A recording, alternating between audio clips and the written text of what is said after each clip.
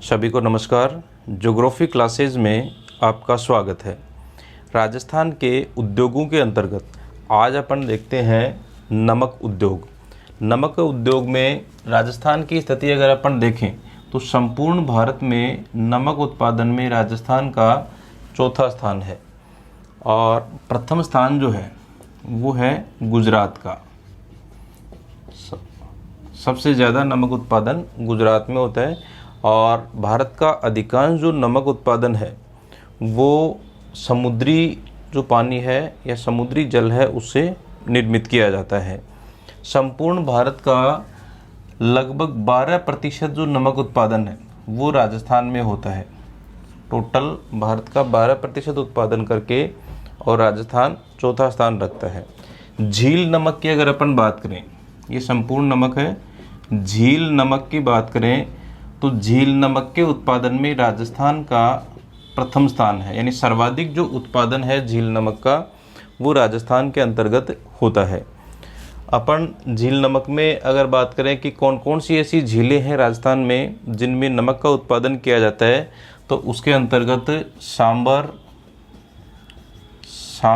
डीडवाना, नावा, कुचामन, डीडवाना, नावा, कुचामन नागौर में है। पचबदरा,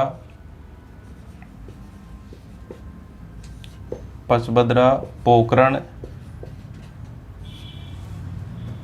कावोद, रेवासा,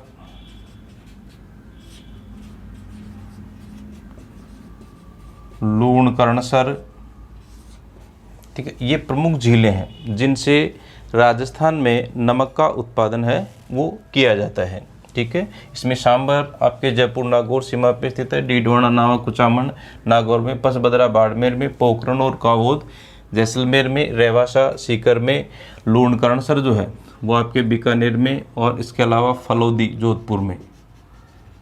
फलौदी, इन झीलों के अंतर्गत राजस्थान में नमक का उत्पादन है वो किया जाता है। सर्वाधिक नमक उत्पादन की बात करें तो उसमें स्थान आता है सांबर झील का। राजस्थान में सांबर झील में सर्वाधिक नमक उत्पादन होता है और संपूर्ण भारत का 8.7% नमक उत्पादन वो अकेली सांबर झील में किया जाता है। और सांबर झील में नमक उत्पादन के लिए जो केंद्र सरकार का उपक्रम है वो लगाया गया है Hindustan salts limited. Hindustan salts limited, इसकी एक इकाई जो है वो सांबर में नमक उत्पादन के लिए लगाई गई है जिसका नाम है Sambhar Salts Limited. Sambhar Salts Limited, यानी हिंदुस्तान साल्ट्स लिमिटेड की एक इकाई सांबर साल्ट्स लिमिटेड के नाम से राजस्थान में सांबर झील से नमक उत्पादन के लिए लगाई गई है। इसके अलावा सांबर झील की अपन बात करें तो उसमें दो विधियों से नमक का उत्पादन किया जाता है। एक तो है क्यार विधि और दूसरी है रेस्ता विधि।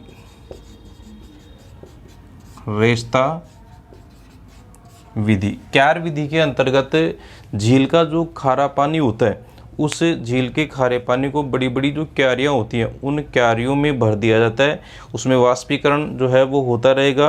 वाष्पीकरण में जो पानी होगा वो भाप बन के उड़ जाता है और जो सोडियम क्लोराइड बच जाता है, नमक जो है वो वहाँ पे बच जाएगा। उसको फिर जो है रिफाइन करके और फिर जो है उसको नमक के रूप में काम में लिया जाता है। तो एक तो विधि है क्यार विधि के द्वारा। एक जो रेस्ता विधि है उसके अंतर्गत वायु प्रवाह के द्वारा, यानी वायु में बहुत सारे जो नमक के कण हैं वो उड़ के वायु दिशा में चलते रहते हैं और वो जो नमक के कण हैं वो आगे से आगे हवा के साथ में चलते रहते हैं। तो उन नमक के कणों को भी काम में लिया जाता है। तो उसमें बैरियर या झीने पर्दे लगा के और फिर रेस्ता विधि के माध्यम से नमक का उत्पादन किया जाता है, क्योंकि वायु नमक के जो कण हैं वो काफ़ी बारीक होते हैं और हवा के साथ में ये एक स्थान से दूसरे स्थान पर स्थानांतरित होते रहते हैं। इसमें से अपने पश्चिमी राजस्थान वाला जो भाग है तो उसमें नमक या सोडियम क्लोराइड या लवणीय पदार्थों की मात्रा मिट्टी में ज़्यादा होने का एक ये भी कारण है क्योंकि हवाएं जो हैं वो दक्षिणी पश्चिमी हवाएं हैं, वो गुजरात वाला जो भाग है या अरब सागरीय जो क्षेत्र है वहाँ से होके आती हैं ये हवाएं, और इस भाग में धूल मिट्टी के कणों के साथ में मिलकर नमक के कण हैं वो भी नीचे बैठ जाते हैं। इसलिए पश्चिमी जो राजस्थान है उसमें वहाँ की जो मिट्टी है उसमें सोडियम क्लोराइड की मात्रा ज़्यादा है। तो ये जो नमक है वो अन्यत्र दूसरी जगह न जा पाए तो उसके लिए रेस्ता विधि है वो काम में ली जाती है। तो इस प्रकार से सांभर झील में 2 विधियों द्वारा नमक का उत्पादन किया जाता है, एक है क्यार विधि और दूसरी जो विधि है वो है आपकी रेस्ता विधि। इसके बाद में अपन बात करें डीडवाना। सांभर झील जो है उसका अधिकांश भाग जो आपके नागौर में है, लेकिन सांभर का जैसे ही बात आता है तो अपन बोलते हैं जयपुर। बाकी झील की स्थिति देखें तो झील का अधिकांश भाग वो किसके अंतर्गत है, नागौर के अंतर्गत है। लेकिन जो इकाई लगाई गई है जिसके द्वारा जो नमक का उत्पादन हो रहा है वो सांभर साल्ट्स लिमिटेड, वो सांभर जो कस्बा है वहाँ पे लगाई गई है। इसलिए सांभर साल्ट्स लिमिटेड की जो स्थिति है वो है जयपुर में। ठीक है, ये अपने को ध्यान में रखना है। सांभर साल्ट्स लिमिटेड जयपुर में स्थित है और सांभर जो कस्बा है वो भी आपके जयपुर में स्थित है। और सांभर झील प्राकृतिक रूप से झील की स्थिति अगर अपन देखें तो उसका एक छोटा सा हिस्सा है वो जयपुर के अंतर्गत आता है, बाकी अधिकांश जो झील है वो आपके नागौर के अंतर्गत है। ठीक है, दूसरे अपन बात करें डीडवाना। डीडवाना जो झील है यहाँ पर सोडियम सल्फेट की मात्रा, इस झील के पानी में सोडियम सल्फेट की जो मात्रा है वो काफ़ी ज़्यादा है।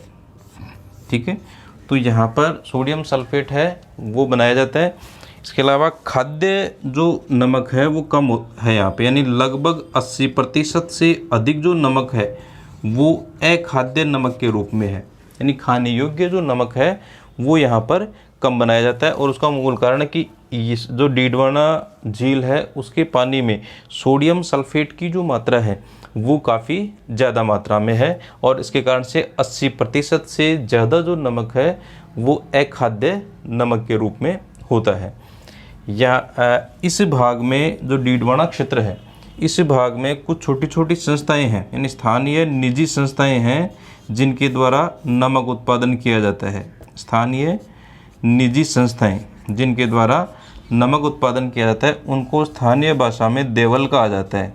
ऐसी छोटी छोटी जो संस्थाएं हैं ऐसी संस्थाओं को स्थानीय भाषा में वहाँ पर देवल कहा जाता है। इसके अलावा राजकीय लवण स्रोत, राजकीय लवण स्रोत जो कि राज्य सरकार का उपक्रम है, इसकी स्थापना यहाँ पर डीडवाना में की गई है। Didwana Rajasthan state salts works, Rajasthan state salts works की स्थापना जो है वो डीडवाना और एक की गई है राजकीय लवण स्रोत की स्थापना आपके पंचभद्रा में। ठीक है, तो पंचभद्रा और डीडवाना 2 जगह राजकीय लवण स्रोत की स्थापना है वो की गई है। इसके अलावा राज्य सरकार के द्वारा Rajasthan state chemical works, Rajasthan state chemical works की स्थापना जो है वो डीडवाना में की गई है। राजस्थान स्टेट केमिकल वर्क्स की स्थापना डीडवाना में की गई है और इसके अंतर्गत 2 इकाइयाँ हैं, यहाँ पे 2 इकाइयाँ हैं। तो एक इकाई जो है वो सोडियम सल्फेट का निर्माण करती है, सोडियम सल्फेट, और एक इकाई जो है वो सोडियम सल्फाइड, सोडियम सल्फाइड। ठीक है, तो Rajasthan state chemical works Didwana के अंतर्गत 2 इकाइयाँ हैं जिनकी द्वारा सोडियम सल्फेट और सोडियम सल्फाइड का निर्माण है वो किया जाता है। इसके अलावा अपन बात करें पंचभद्रा। पंचभद्रा बाड़मेर। जैसा कि अपन ने बात की, 2 राजकीय लवण स्रोत की स्थापना की गई है। एक तो आपके डीडवाना नागौर में और दूसरा है पचबदरा बाड़मेर में। तो राजकीय लवण स्रोत यानी गवर्नमेंट के अंडरटेकिंग, स्टेट गवर्नमेंट के अंडरटेकिंग एक कारखाना जो है वो यहाँ पे लगाया गया है, जिसके द्वारा यहाँ पे नमक उत्पादन है वो किया गया है। ठीक है, यहाँ का जो नमक है उसमें आयोडीन की मात्रा ज़्यादा है, तो आयोडाइज्ड नमक का उत्पादन किया जाता है। यहाँ पे आयोडाइज्ड नमक का जो उत्पादन है वो किया जाता है, और यहाँ का जो नमक है वो भी उत्तम क्वालिटी का, यानी क्वालिटी जो है वो इस नमक की बहुत बढ़िया है। इसके अलावा यहाँ पर जो नमक उत्पादन किया जाता है, वहाँ नमक उत्पादन के अंतर्गत एक विशिष्ट जाति है खारवाल, जो नमक उत्पादन का कार्य करती है, उस जाति का नाम है खारवाल। तो यहाँ पर जो खारवाल जाति के लोग हैं वो नमक उत्पादन के कार्य में संलग्न हैं, और उनके द्वारा एक झाड़ी यहाँ पे उगती है जिसका नाम है मोरली। ठीक, तो खारवाल जाति के लोगों के द्वारा मोरली झाड़ी की जो टहनियाँ हैं, मोरली झाड़ी की टहनियाँ हैं, उनके द्वारा नमक के स्फटिक या क्रिस्टल जो है वो तैयार किए जाते हैं। नमक के स्फटिक या क्रिस्टल, या दूसरे शब्दों में कह सकते हैं नमक की डली, यानी जो डली वाला नमक है वो यहाँ पर बनाया जाता है। तो नमक की जो डलियाँ हैं वो तैयार की जाती हैं स्फटिक या क्रिस्टल। ठीक है, तो खारवाल जाति के जो लोग हैं वो मोरली झाड़ी की टहनियों के द्वारा नमक के स्फटिक, क्रिस्टल या डली जो है वो उनके द्वारा तैयार की जाती है। इसके अलावा अपन बात करें तो पोकरण झील, पोकरण जो है, पोकरण जैसलमेर, पोकरण जैसलमेर, ये जो झील का नमक है उसमें भी आयोडीन की पर्याप्त मात्रा होने के कारण से सर्वोत्तम माना जाता है। इस झील का जो नमक है वो सर्वोत्तम माना गया है, यानी काफ़ी ज़्यादा मात्रा में इसमें आयोडीन की जो मात्रा है वो होती है। इसके अलावा जैसे मान लो अन्य जो झीलें हैं उनमें बहुत कम मात्रा में नमक का जो उत्पादन है वो किया जाता है। इसके अलावा अखाद्य नमक जो है, यानी सोडियम सल्फेट, सोडियम सल्फाइड वगैरह है, वो यहाँ पे उत्पादित होता है। इसके अलावा अपन बात करें तो एक नई जो परियोजना है वो लगाई गई है साबू सोडियम, साबू सोडियम कंपनी के द्वारा, साबू सोडियम के द्वारा एक परियोजना नावा के पास में है गोविंदी गांव, नावा के पास में गोविंदी गांव में एक परियोजना है वो लगाई गई है, और जिसके द्वारा आयोडीन नमक, आयोडीन नमक है वो तैयार किया जाएगा। तो ये राजस्थान की सबसे बड़ी परियोजना है वो लगाई जा रही है। तो नावा जो आपके नागौर में नावा के गोविंदी गांव के पास में ये जो आयोडीन नमक बनाने की एक परियोजना है वो यहाँ पर लगाई जा रही है। ठीक है, तो इसके बाद में अपन देखते हैं रासायनिक उर्वरक। रासायनिक उर्वरकों में जैसे आपके यूरिया है, डीएपी है, तो आपके सल्फेट वगैरह जिसमें होता है, तो इस प्रकार के जो उर्वरक हैं वो विभिन्न केमिकल्स के द्वारा बनाए जाते हैं। तो दूसरा आ जाएगा नमक उद्योग के बाद में रासायनिक उर्वरक, रासायनिक उर्वरक। रासायनिक उर्वरक में जैसे यूरिया है, तो यूरिया फसलों में जो दिया जाता है, यूरिया, तो यूरिया का मुख्य जो उद्देश्य है वो होता है कि कोई भी जैसे मान लो फसल है, उस फसल में वृद्धि के लिए, यानी पौधा जो है उसका विकास सही प्रकार से हो, उसका विकास भली प्रकार से हो, उसके लिए उसमें यूरिया दिया जाता है। अगर मान लो अपन फसल में यूरिया दे रहे हैं, पर्याप्त मात्रा में सिंचाई कर रहे हैं, पानी लगातार उसमें दे रहे हैं, और यूरिया पर्याप्त मात्रा में दे रहे हैं तो उसमें जो है फ्रूटिंग नहीं होगी, उसमें वो पौधा बहुत बड़ा हो जाएगा, पौधा लंबा हो जाएगा, लेकिन उसमें फ्रूटिंग जो है वो नहीं होगी। इसलिए यूरिया के साथ में फ्रूटिंग जो होती है, फ्लोरिंग और फ्रूटिंग के लिए पोटास और फास्फेट जो है वो दिया जाता है। ठीक है, तो दोनों का बैलेंस होना ज़रूरी है। तो रासायनिक उर्वरकों के अंतर्गत अगर अपन देखें तो यूरिया का जो उत्पादन है उसमें Chambal fertiliser and chemicals, Chambal fertilisers and chemical limited, Chambal fertiliser and chemical limited, Gadepan, Kota, ये जो कारखाना है वो काफ़ी प्रसिद्ध है और बहुत सारी जो कम्पिटिटिव एग्ज़ाम हैं उनमें पूछा गया। अगर अपन पुराने पेपर्स को देखते हैं और जिन एग्ज़ाम्स में टॉपिक के रूप में राजस्थान के उद्योग हैं तो उनमें आपको बहुत सारी एग्ज़ाम्स में ये जो क्वेश्चन है वो मिल जाएगा। Chambal fertilisers and chemical limited, Gadepan, Kota, क्योंकि निजी क्षेत्र का सबसे बड़ा कारखाना है, निजी क्षेत्र के अंतर्गत सबसे बड़ा कारखाना है ये।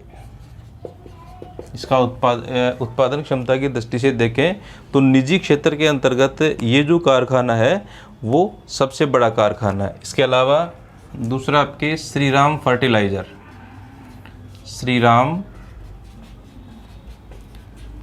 फर्टिलाइजर्स, ये भी आपके कोटा में है। श्रीराम ग्रुप का कारखाना है जिसके द्वारा सीमेंट का उत्पादन भी किया जाता है, वही ग्रुप है ये श्रीराम फर्टिलाइजर्स, श्रीराम नगर, कोटा। ठीक है, इसके अलावा Ganganagar Fertiliser Corporation, Ganganagar Fertilisers Corporation, Ganganagar, Ganganagar Fertiliser Corporation, Ganganagar, इसके द्वारा जो है यूरिया का उत्पादन है वो किया जाता है।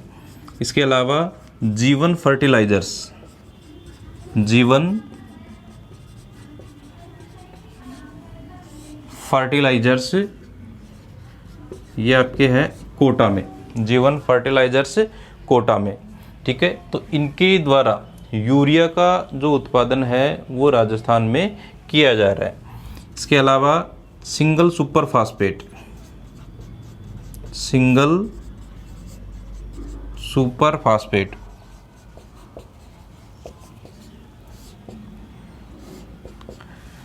सिंगल सुपर फास्फेट का जो उत्पादन है वो किया जा रहा है आपके तो उदयपुर, उदयपुर फास्फेट। ठीक है, इसके अलावा लिबर्टी फास्फेट,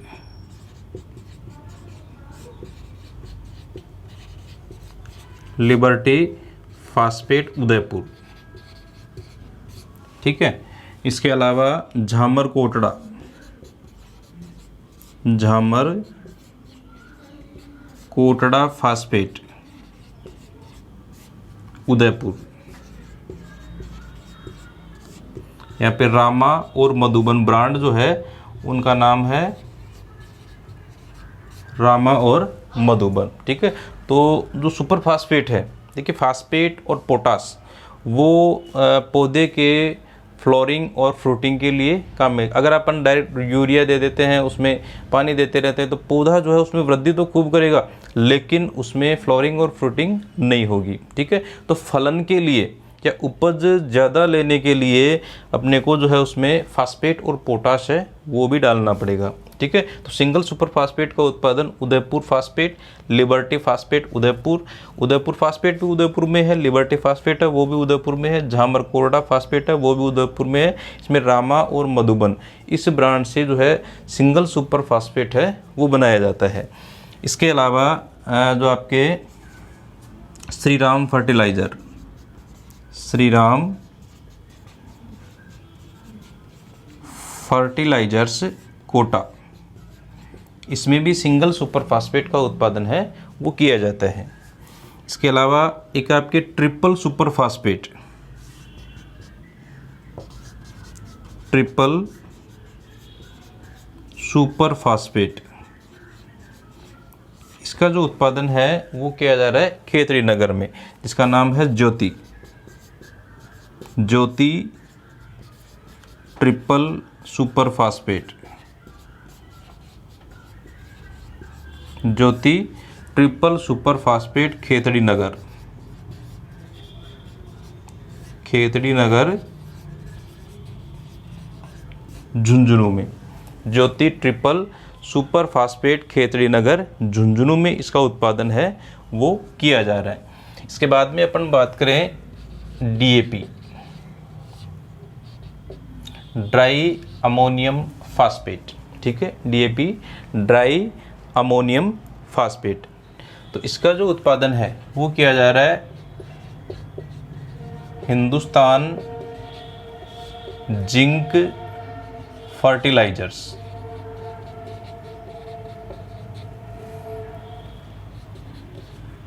यानी आपके एसजेडएल है, हिंदुस्तान जिंक लिमिटेड, एसजेडएल के अंतर्गत एक जो इकाई है वो फर्टिलाइजर उत्पादन के लिए भी लगाई गई है, हिंदुस्तान जिंक फर्टिलाइजर, कपासन चित्तौड़गढ़ में, कपासन चित्तौड़गढ़, जहाँ पे डीएपी का जो उत्पादन है वो किया जाता है। कपासन चित्तौड़गढ़ का जो कारखाना है वो डीएपी उत्पादन का राजस्थान का सबसे बड़ा कारखाना है वो माना जाता है। इसके अलावा एक जो कारखाना है वो लगाया गया है RSMML, Rajasthan state minerals and Rajasthan state mines and minerals limited, Rajasthan state mines and minerals limited. और इसके साथ में दूसरा राजस्थान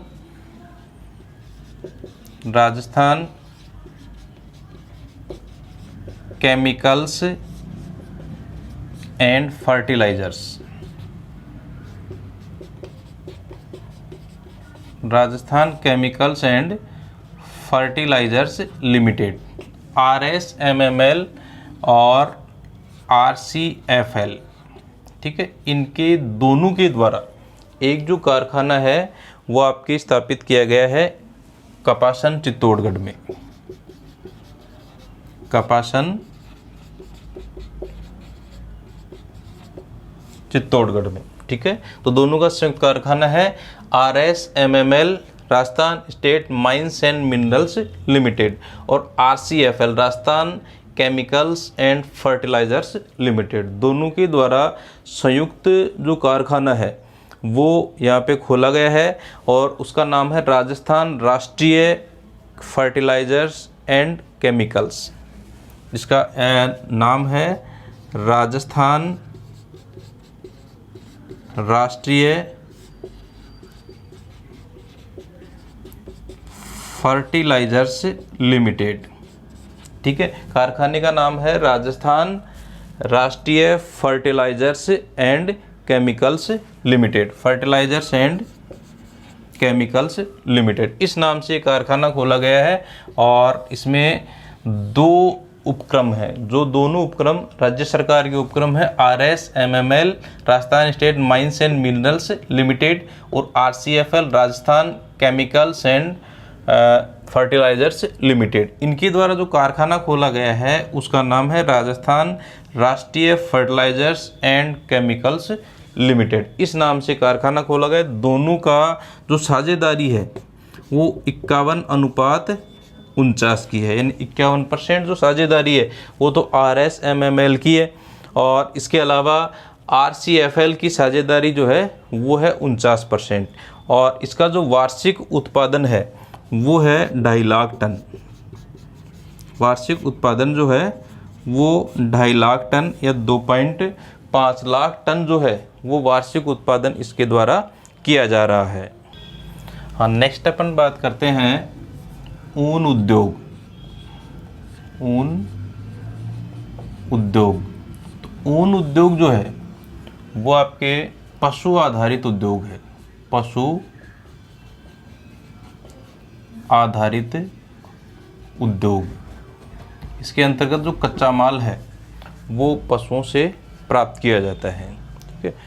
टोटल जो ऊन का उत्पादन है राजस्थान में, अगर अपन देखें तो ऊन उत्पादन में राजस्थान का पहला स्थान है और टोटल पूरे भारत का 48% जो ऊन उत्पादन है, यानी लगभग आधा हो गया, तो लगभग 48% जो उत्पादन है वो अकेला राजस्थान कर रहा है। तो इस आधार पे अपन देखें तो ऊन उत्पादन में राजस्थान का प्रथम स्थान है और राजस्थान में सर्वाधिक जो भेड़ें हैं वो भी यहीं पे, यानी भारत में सर्वाधिक जो भेड़ें हैं वो भी राजस्थान में ही पाई जाती हैं। टोटल जो ऊन का उत्पादन हो रहा है उसमें 85% जो भाग है उसका यूज जो है वो हो रहा है गलीचा निर्माण में, गलीचा निर्माण में। ठीक है। 85% ऊन का जो है उपयोग गलीचा निर्माण में और 15% जो ऊन है उसका उपयोग वस्त्र निर्माण में किया जाता है। 15% का जो उपयोग है वो वस्त्र निर्माण में किया जाता है। ऊन के जैसे मान लो प्रमुख जो केंद्रों की अपन बात करें तो 2 प्रमुख केंद्र हैं, बीकानेर और जोधपुर। ठीक है, 2 मुख्य केंद्र हैं। इसके अलावा अपन बात करें तो चूरू, लाडनू, आपके केकड़ी और भीलवाड़ा और पाली, केकड़ी, भीलवाड़ा, पाली आ गया ब्यावर और जोधपुर में ओसियां। ठीक है, तो ये प्रमुख केंद्र हैं जहाँ पर ऊन का उत्पादन है वो ज़्यादा मात्रा में किया जाता है। ठीक है। इसके अलावा राज्य सरकार के द्वारा राजस्थान भेड़ एवं ऊन विभाग, राजस्थान भेड़ एवं ऊन विभाग की स्थापना 1963 में की गई है। यानी अलग से एक डिपार्टमेंट है, पशुपालन विभाग से अलग केवल इसी के लिए एक डिपार्टमेंट है वो बनाया गया, राजस्थान भेड़ एवं ऊन विभाग। तो इसकी स्थापना है वो 1963 में की गई है। इसके अलावा केंद्रीय ऊन विकास बोर्ड, केंद्रीय ऊन विकास बोर्ड, केंद्रीय ऊन विकास बोर्ड की स्थापना की गई है जोधपुर में। ठीक है, ऊन के विकास के लिए और भेड़ों के विकास के लिए केंद्रीय ऊन विकास बोर्ड की स्थापना जो है वो की गई है आपके जोधपुर में। और सबसे बड़ी ऊन मंडी, सबसे बड़ी ऊन मंडी वो स्थित है बीकानेर में। सबसे बड़ी जो ऊन मंडी है वो बीकानेर में, और ये मंडी राजस्थान या भारत की नहीं, एशिया की सबसे बड़ी ऊन मंडी है। बीकानेर की जो ऊन मंडी है वो एशिया की सबसे बड़ी ऊन मंडी है। इसके अलावा अखिल भारतीय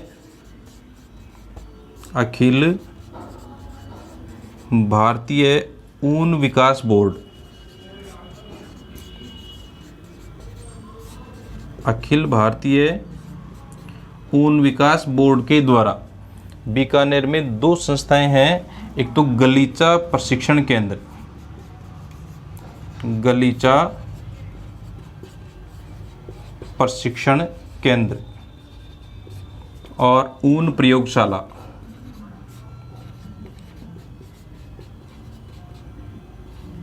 ऊन प्रयोगशाला, woollen testing lab, woollen testing lab. ठीक है, दोनों जो संस्थान हैं वो स्थित हैं बीकानेर में। ठीक है, सेंट्रल लेवल के हैं ये। तो अखिल भारतीय ऊन विकास बोर्ड के द्वारा बीकानेर में 2 संस्थाएं स्थापित की गई हैं। एक तो गलीचा प्रशिक्षण केंद्र, जहां ऊन से गलीचे बनाने का प्रशिक्षण है वो दिया जाता है, और ऊन की टेस्टिंग के लिए एक लैब की स्थापना, ऊन प्रयोगशाला या वुलन टेस्टिंग लैब की स्थापना है वो बीकानेर में की गई है। इसके अलावा ऊन की जो मुख्य इकाइयाँ हैं, बड़ी बड़ी जो इकाइयाँ हैं उनकी अगर अपन बात करें तो इसके अंतर्गत आपके state woollen mills, state woollen mills की स्थापना की गई है बीकानेर में, जो बड़ी इकाइयों के अंतर्गत है।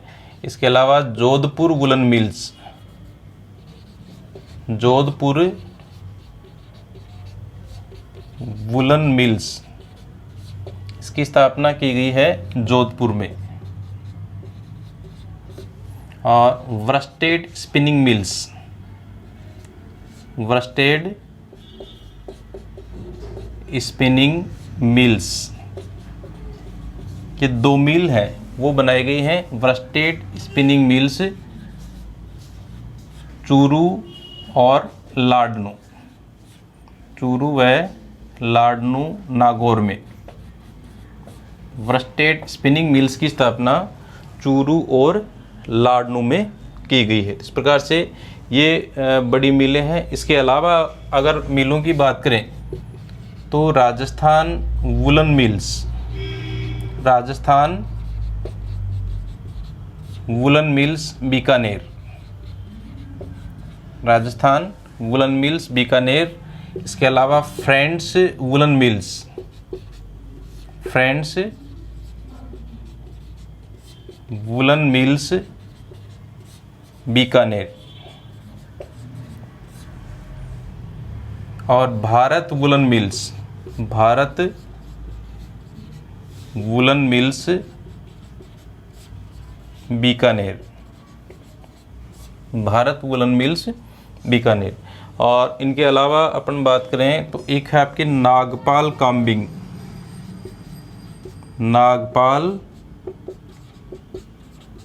Combing mills Kota, Nagpal combing mills Kota के अंतर्गत जो है वो स्थापित किया गया है। इसके अलावा वुलन प्रोसेसिंग हाउस, वुलन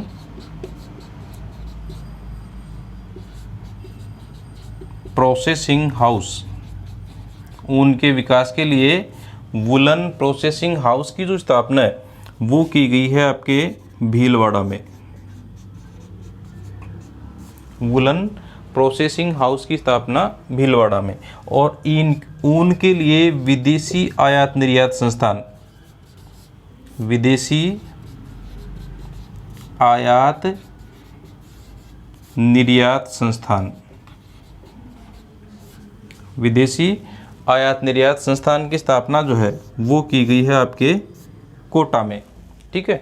इसके अलावा अपन बात करें तो एक सेंट्रल लेवल का जो संस्थान है वो खोला गया है, केंद्रीय भेड़ एवं ऊन अनुसंधान संस्थान, केंद्रीय भेड़ एवं ऊन अनुसंधान संस्थान अविकानगर,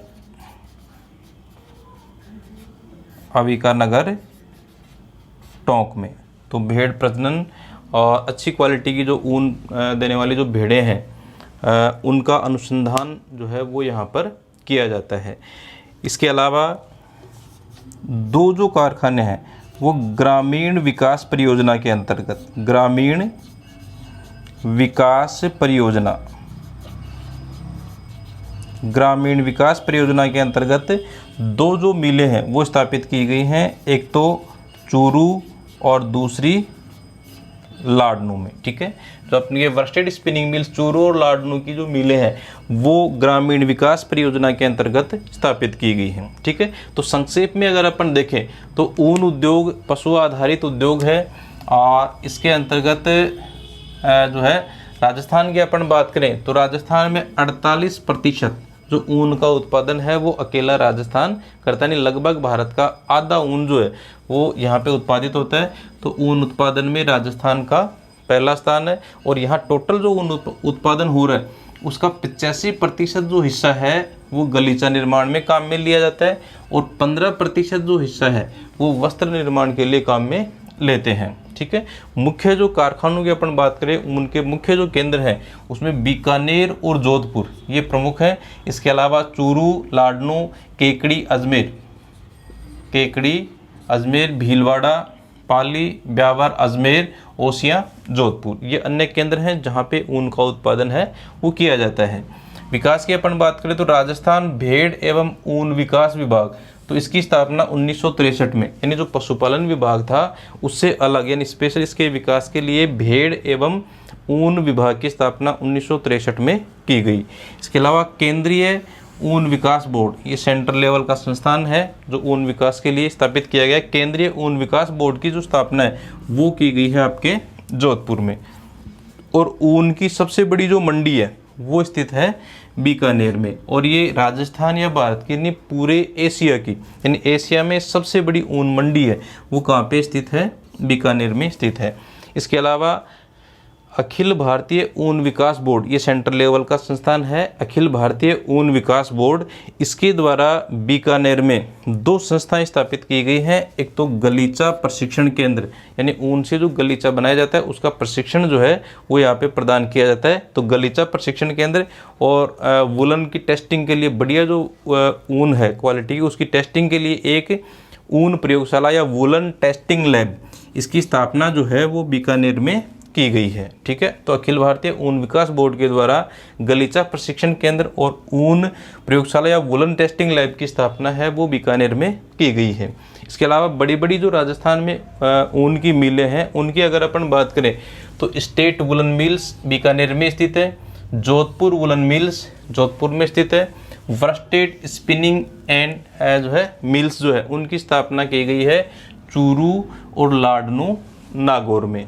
ठीक है, राजस्थान वुलन मिल्स की स्थापना बीकानेर में की गई है, फ्रेंड्स वुलन मिल्स की स्थापना बीकानेर में, भारत वुलन मिल्स की स्थापना बीकानेर में। ठीक है, तो अधिकांश जो मिल्स हैं वो बीकानेर में स्थित है। इसके अलावा नागपाल कॉम्बिंग मिल्स ये कोटा में स्थित है, और वुलन प्रोसेसिंग हाउस, ऊन के विकास के लिए वुलन प्रोसेसिंग हाउस की स्थापना है वो भीलवाड़ा में की गई है। वुलन प्रोसेसिंग हाउस ये भीलवाड़ा में स्थित है, और ऊन के निर्यात के लिए विदेशी आयात निर्यात संस्थान की स्थापना की गई है कोटा में।